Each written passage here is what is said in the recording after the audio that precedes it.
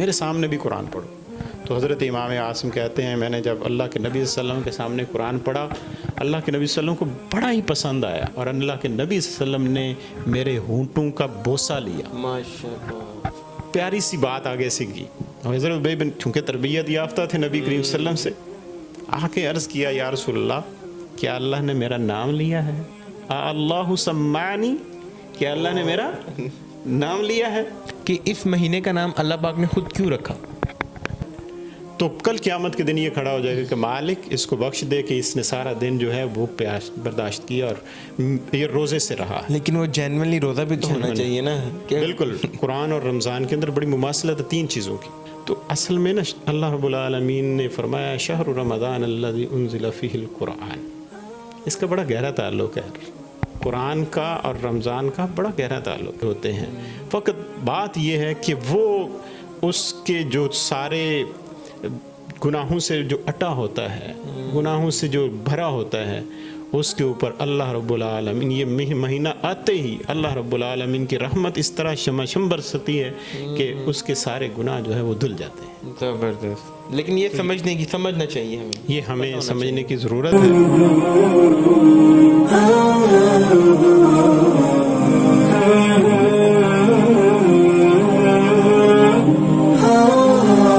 بسم اللہ الرحمن الرحیم. السلام علیکم, میں ہوں آپ کا ہوسٹ احمد اور آج آپ مجھے رمضان کی پوڈ کاسٹ میں ملاحظہ فرما رہے ہیں.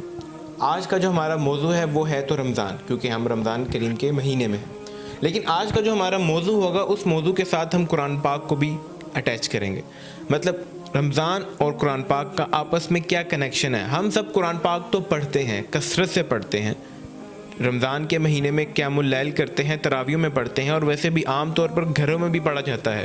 لیکن آج ہم جانیں گے کہ اس کے پیچھے ثواب کتنا ہے, اس کے پیچھے کنیکشن کتنا ہے, کہ ایک شخص جو قرآن پاک پڑھتا ہے اس کو اس چیز کا علم ہونا چاہیے کہ وہ جو قرآن پاک پڑھ رہا ہے اس کے بدلے میں اس کو کیا ملے گا, کیا ثواب ملے گا, کیا نیکیاں خدا تعالیٰ نے رکھی. تو ان سب پہ بات کرنے کے لیے میرے ساتھ ڈاکٹر امتیاز موجود. السلام علیکم سر. وعلیکم السلام ورحمۃ اللہ. سوال سب سے پہلا میرا یہ ہے کہ 11 مہینوں میں سے یہ وہ واحد مہینہ ہے جس کا نام خدا پاک نے خود رکھا, میرے پروردگار نے خود رکھا.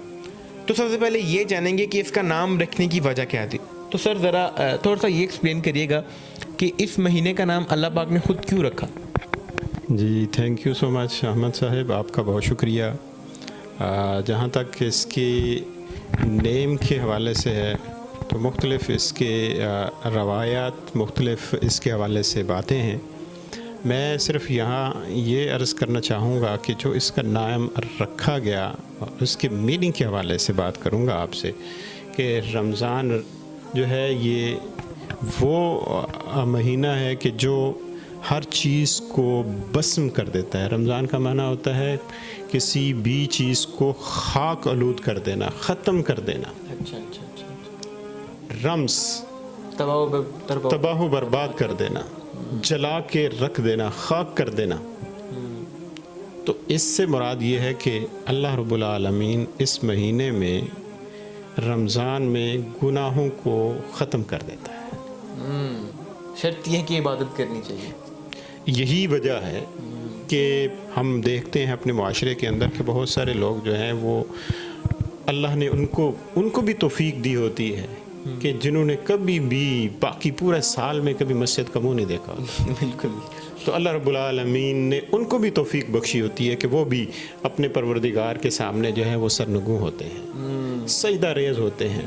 فقط بات یہ ہے کہ وہ اس کے جو سارے گناہوں سے جو اٹا ہوتا ہے, گناہوں سے جو بھرا ہوتا ہے, اس کے اوپر اللہ رب العالمین یہ مہینہ آتے ہی اللہ رب العالمین کی رحمت اس طرح شمشم برستی ہے کہ اس کے سارے گناہ جو ہے وہ دھل جاتے ہیں. زبردست. لیکن یہ سمجھنا چاہیے ہمیں, یہ ہمیں سمجھنے کی ضرورت ہے کہ اتنی بابرکت جو ہے وہ مقدس مہینہ ہمارے پاس آ رہا ہے تو ہم اس کی طرف آئیں اور اللہ رب العالمین کی عبادت کریں. زبردست. اچھا, آپ نے بتا تو دی, ایکسپلین کر دیا. اب ہمیں یہ بتائیے گا کہ اس مہینے کے اندر ہم دیکھتے ہیں کہ اس مہینے کے اندر قرآن پاک کثرت سے پڑھا جاتا ہے. وہ ہم تو جانتے ہیں کہ ایک حروف کے بدلے میں آپ کو 10 نیکیاں ملتی ہیں اور وہ 10 کی جگہ زیادہ بڑھ جاتی ہوں گی.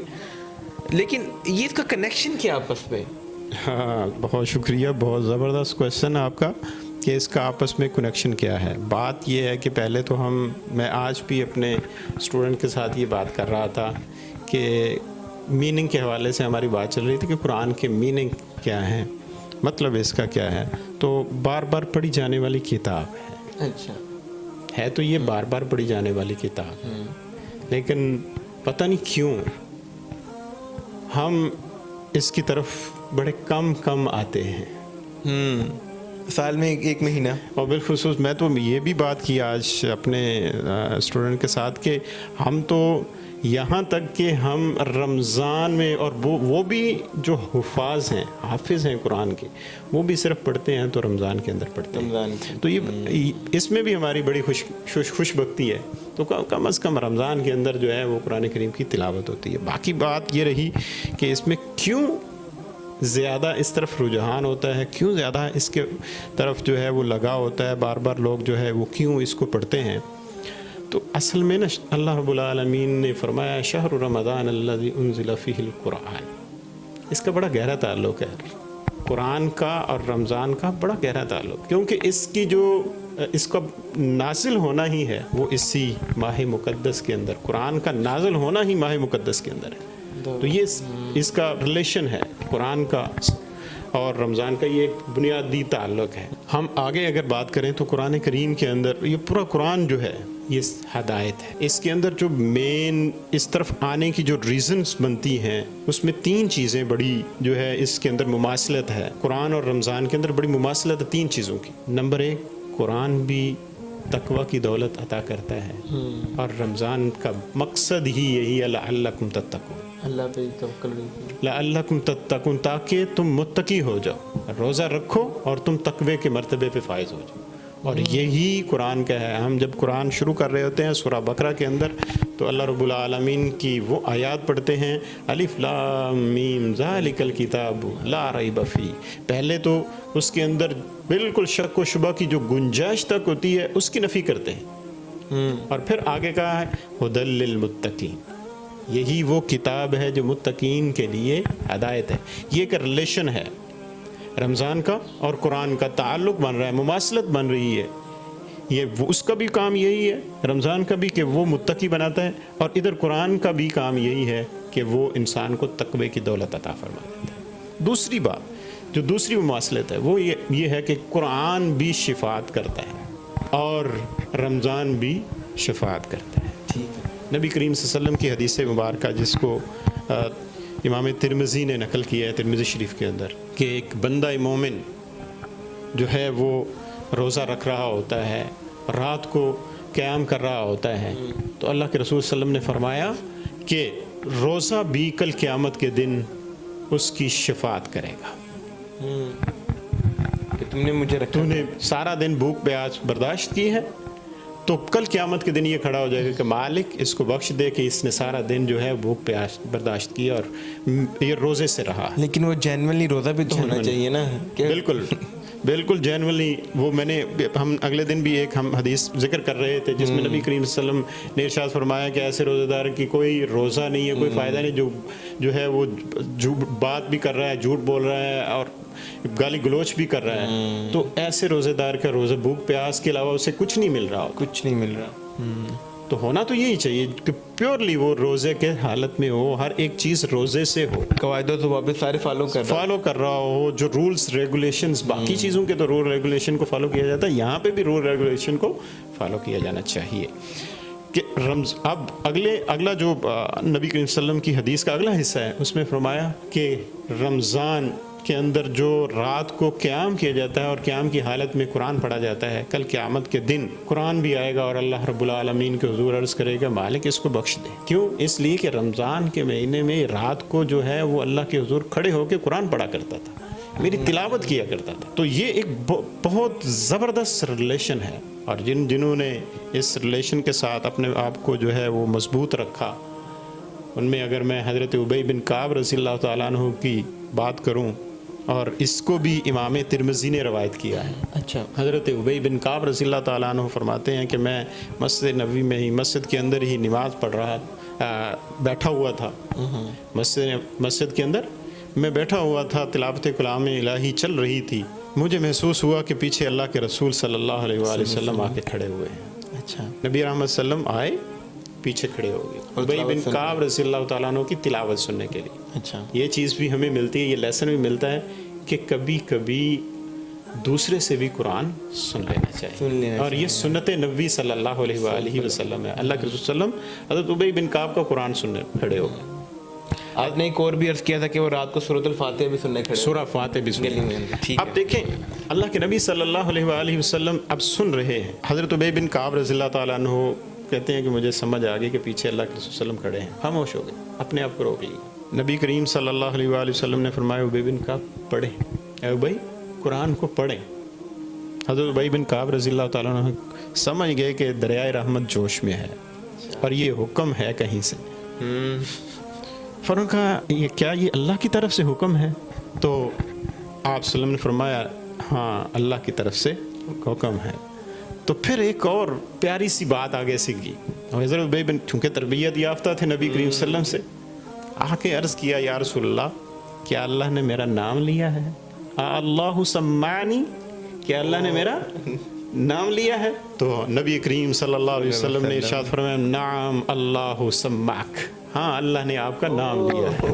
آپ دیکھیں قرآن کتنی پیاری چیز ہے کہ اب پروردگار اپنے بندے کا نام خود لے رہا ہے. پڑھ یہاں پہ زمین پہ بیٹھے پڑھ رہا ہے اور وہ آسمان پہ تذکرے چھیڑ کے بیٹھا ہوا. کتنی یہ اس سے بڑی اور کیا بات ہو سکتی کہ انسان یہاں پہ بیٹھ کے اللہ اللہ کر رہا ہو, قرآن کریم کو کھول کے پڑھ رہا ہو, اور مالک وہاں فرشتوں کے سامنے ذکر کر رہا ہو میرا بندہ قرآن پڑھ رہا ہے, قرآن پڑھ رہا ہے. نام اللہ سماک, ہاں اللہ نے آپ کا نام لیا ہے.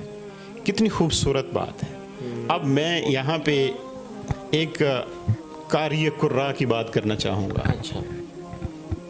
جو قرآن کو پڑھتے ہیں نا, جو قرآن کے ساتھ اپنے آپ کو جوڑتے ہیں نا, وہ پھر اللہ ان کو نوازتا بھی اتنا ہی ہے, اللہ ان کو دیتا بھی اتنا ہی ہے. امام عاصم کا نام ہر قاری جو ہے وہ جانتا ہے. اچھا. ہر قرآن کو پڑھنے والا جو ہے امام عاصم سے اچھے طریقے سے باخبر ہے. امام عاصم کے بارے میں آتے ہیں روایت میں کہ وہ جب بھی اپنے اسٹوڈنٹس کے ساتھ قرآن کی تلاوت سکھا رہے ہوتے, قرآن سکھا رہے ہوتے, تو ان کے منہ سے خوشبو آتی, قرآن کی برکت, خوشبو کے ہلے اٹھتے. اب ظاہر ہے اسٹوڈنٹس کے اندر تجسس بڑھا, انہوں نے اپنے کولیگس میں پہلے بات چھیڑی کہ یار یہ کون سی الائچی وغیرہ رکھتے ہیں, کون سی جو ہے وہ چیز یوز کرتے ہیں, اتنی خوبصورت خوشبو جو ہے ان کے منہ سے آتی ہے. ہوتے کرتے وہ جو بالکل ان کے قریب تھے ان سے کہا کہ آپ حضرت سے پوچھیں, اچھا سر سے پوچھیں کہ کون سی چیز منہ میں رکھتے ہیں جب درس دینے آتے ہیں, کون سا گٹکا یوز کرتے ہیں, یہ ذرا بتائیں. تو حضرت امام عاصم پہلے تو تھوڑا کہا کہ ٹال مٹول کی کوشش کی, لیکن بعد میں کہا, انہوں نے اصرار کیا تو آپ نے کہا کوئی چیز نہیں رکھتا. بس ایک دن سویا تھا, وقت جاگے تھے, نبی کریم صلی اللہ علیہ وسلم کی زیارت ہوئی تھی رات کو, کیونکہ قرآن کے ساتھ مضبوط تعلق تھا. تو اللہ کے رسول صلی اللہ علیہ وسلم کی زیارت ہوئی تو اللہ کے نبی صلی اللہ علیہ وآلہ وسلم نے مجھے کہا عاصم ذرا جو لوگوں کو قرآن سناتے ہو مجھے بھی سناؤ, جو لوگوں سے قرآن کی باتیں کرتے ہو ذرا میرے ساتھ بھی کرو, میرے سامنے بھی قرآن پڑھو. تو حضرت امام عاصم کہتے ہیں میں نے جب اللہ کے نبی صلی اللہ علیہ وسلم کے سامنے قرآن پڑھا, اللہ کے نبی صلی اللہ علیہ وسلم کو بڑا ہی پسند آیا, اور اللہ کے نبی صلی اللہ علیہ وسلم نے میرے ہونٹوں کا بوسہ لیا. ماشاءاللہ. تو یہ خوشبو وہ خوشبو ہے جو کبھی ختم ہونے والی نہیں ہے. تو ہمیں بھی چاہیے کہ ہم اس کے ساتھ کنیکشن جوڑیں. یہ اس کا رمضان کے ساتھ اس کا یہ تعلق ہے کہ ایک تقوی کی دولت نصیب کرتا ہے, ایک شفاعت کرتا ہے, اور تیسری بات ہے یہ قرب الہی. رمضان بھی اللہ کے قریب کرتا ہے اور یہ قرآن بھی اللہ کے قریب کرتا ہے. میں یہاں ایک اور حدیث مبارکہ آپ کے گوشگوار کرنا چاہوں گا, ناظرین کے سامنے رکھنا چاہوں گا کہ نبی کریم صلی اللہ علیہ وسلم نے ارشاد فرمایا کہ جس کسی کا دل کرتا ہے نا, وہ چاہتا ہے کہ وہ اپنے پروردگار کے ساتھ باتیں کرے. کس کا نہیں دل کرتا؟ سب کا ہی کرتا ہے, سب کا ہی کرتا ہے کہ مالک سے بات ہو جائے, مالک سے بات ہو جائے, ڈائریکٹ رابطہ ہو جائے. تو اللہ کے نبی صلی اللہ علیہ وسلم نے فرمایا اسے چاہیے کہ وہ قرآن کو کھولے اور اس کو پڑھنا, قرآن کو کھولے اور اس کو پڑھنا شروع کر دے, ایسے جیسے وہ اپنے رب سے باتیں کر رہا ہے. تو اس میں ہے کیا؟ یہ رب سے باتیں ہی ہیں. باتیں جب کلام اس کا ہے تو بات بھی تو اسی کی ہو رہی ہے نا. تو ہمیں، میں پھر سے کہوں گا کہ یہ جو قرآن ہے یہ قرب الہی کا ذریعہ ہے. ہمیں سب سے پہلے اور سب سے بنیادی چیز جو ہے وہ قرآن کو پکڑ لینا چاہیے. قرآن مقدس کا سہارا لینا چاہیے، اور تاکہ ہم اللہ کے اور زیادہ قریب ہو جائیں. باخوبی، بہت خوبصورت ڈاکٹر امتیاز نے بہت خوبصورت کنیکشن بتایا، ڈیٹیل بتائی. اسی دعا کے ساتھ کہ اللہ پاک ہم سب کو قرآن پاک پڑھنے کی توفیق دے. اب مجھے اور ڈاکٹر امتیاز کو دیجیے اجازت. اللہ حافظ.